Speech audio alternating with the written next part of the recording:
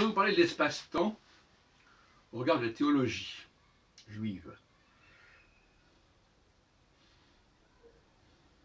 Quand j'ai créé le CERIJ, il y a 40 ans, en 78, le Cercle d'études et de recherche sur l'identité juive, j'avais mis l'accent sur le fait qu'il y avait un problème au niveau du lieu. Le lieu, c'est l'espace. J'avais une méfiance à l'égard de cette idée qu'être juif, c'est se situer dans un certain lieu, que ce soit la synagogue ou que ce soit un État comme l'État d'Israël. Et on cherchait d'autres réponses.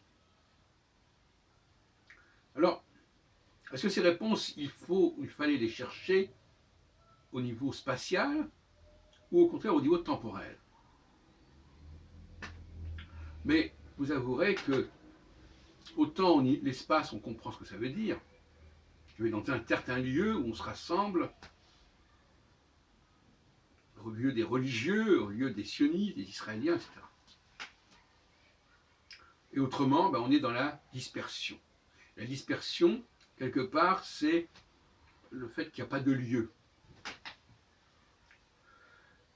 C'est là qu'intervient le temps.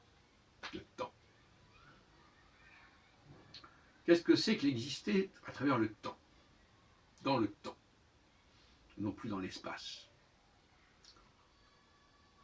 C'est déjà, effectivement, l'idée d'hérédité, l'idée d'ascendance, l'idée de traverser l'histoire.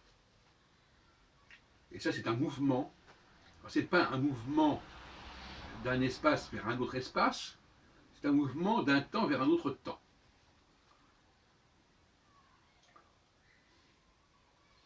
Et il y a un mot que j'aime bien, c'est le mot trajectoire.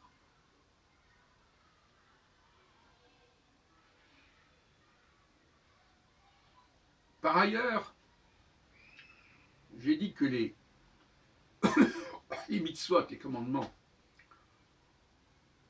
les plus importants ne sont pas ceux qui concernent l'espace, mais le temps. C'est pour ça d'ailleurs que les femmes en sont dispensées. Le temps, c'est effectivement le rythme des prières, la fréquence des prières, le Shabbat, les fêtes, etc. Ça, c'est le temps. Le calendrier.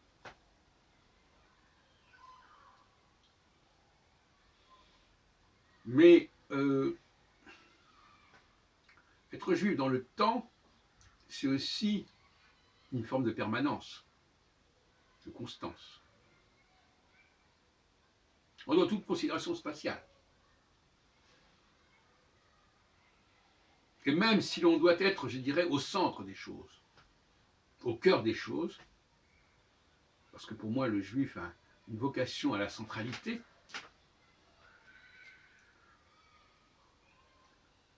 bien sûr que c'est un espace, puisque le centre est un espace, mais ce qui est important, c'est la permanence de cette centralité, la constance de cette centralité. Et puis aussi, cette centralité, elle n'est pas englobée, enfermée dans un espace donné. Elle s'installe, elle s'impose ici, ailleurs, partout. Parce que, paradoxalement, la diaspora, c'est justement une sorte d'universalité. C'est une façon d'être juif un peu partout. Et non pas dans un endroit précis, un temple, une synagogue, un pays avec des frontières, etc. Donc je vous demande de réfléchir sur cette question du temps. Et au niveau de l'éthique juive, le principe fondamental, c'est de respecter le temps. Et le temps, c'est le ciel. C'est le ciel qui nous donne le temps. C'est le ciel qui donne les structures. La nuit, c'est le ciel. Le début du mois, c'est le ciel. C'est la conjonction Soleil et Lune.